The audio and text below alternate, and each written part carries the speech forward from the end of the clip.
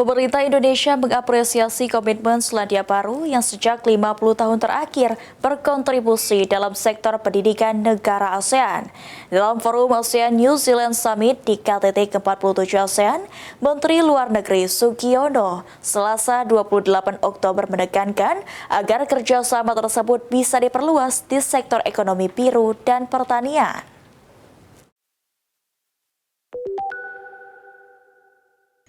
Pemerintah Indonesia menyampaikan apresiasi atas komitmen Selandia Baru yang sejak 50 tahun telah menjadi mitra dialog bagi negara-negara ASEAN dalam berbagai aspek, utamanya pendidikan.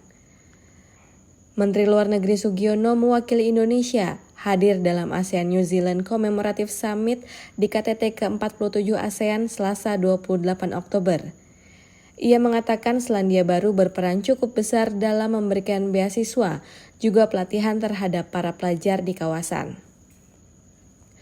Menurutnya, ke depan kerjasama tersebut tak hanya terbatas pada bidang teknologi, pengelolaan panas bumi, energi terbarukan maupun konservasi, tetapi juga diperluas ke sektor pertanian dan ekonomi biru.